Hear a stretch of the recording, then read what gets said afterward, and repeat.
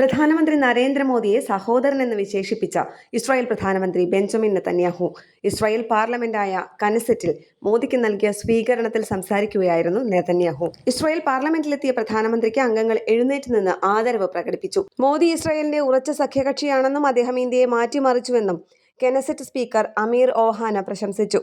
മോദിയെ തന്റെ സുഹൃത്തു മാത്രമല്ല സഹോദരനാണ് എന്ന് വിശേഷിപ്പിച്ച നെതന്യാഹു ലോകമെമ്പാടും പ്രശസ്തമായ മോദി ഹഗ് തനിക്ക് ലഭിച്ചതിൽ സന്തോഷമുണ്ടെന്നും പാർലമെന്റിൽ പറഞ്ഞു.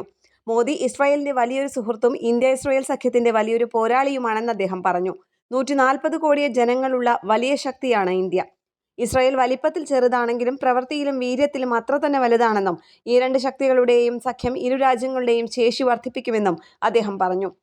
മുൻപ് പ്രധാനമന്ത്രി മോദിയുമായി മെഡിറ്ററേനിയൻ തീരത്ത് ചെലവഴിച്ച സമയം അദ്ദേഹം അനുസ്മരിച്ചു. അന്നു തൊട്ട് ഇന്നുവരെ ഇരു രാജ്യങ്ങളും തമ്മിലുള്ള വ്യാപാരം ഇരട്ടിയായും സഹകരണം 3 ഇരട്ടിയായും വർദ്ധിപ്പിച്ചുകൊണ്ട് തങ്ങൾ അത്ഭുതങ്ങൾ പ്രവർത്തിച്ചുവെന്ന് അദ്ദേഹം അവകാശപ്പെട്ടു. മോദി എന്നും സത്യത്തിനു വേണ്ടിയും ഇസ്രായേലിനൊപ്പവും നിന്നിട്ടുണ്ടെന്ന് അദ്ദേഹം നന്ദിപൂർവ്വം സ്മരിച്ചു. ലോകമെമ്പാടും യഹൂദ വിരുദ്ധത വർദ്ധിക്കുമ്പോഴും ജൂത സമൂഹം ഒരിക്കലും പീഡിപ്പിക്കപ്പെടാത്ത, അവരെ എപ്പോഴും സ്വാഗതം ചെയ്ത ഒരു നാഗരികതയാണ് ഇന്ത്യയെന്ന് അദ്ദേഹം പറഞ്ഞു. അതിന് ഇന്ത്യയോട് നെതന്യാഹു നന്ദി അറിയിച്ചു. ഇന്ത്യയും ഇസ്രായേലും ഇപ്പോൾ തങ്ങളുടെ കരുത്തിന്റെ കൊടുമുടിയിലാണെന്ന് അദ്ദേഹം പ്രഖ്യാപിച്ചു. നെതന്യാഹുവിന്റെ പ്രസംഗത്തിനിടെ ഇസ്രായേലിലെ പ്രതിപക്ഷ എംപിമാർ സഭ ബഹിഷ്കരിച്ചിരുന്നു. സുപ്രീം കോടതി പ്രസിഡന്റിനെ ക്ഷണിക്കാത്തതിൽ പ്രതിഷേധിച്ചാണ് പ്രതിപക്ഷ പാർട്ടികൾ സഭയിൽ നിന്ന് ഇറങ്ങിപ്പോയത്. എന്നാൽ ഇന്ത്യയോടുള്ള ബഹുമാന സൂചകമായി മോദിയുടെ പ്രസംഗം കേൾക്കാൻ അവർ പിന്നീട് തിരിച്ചെത്തി.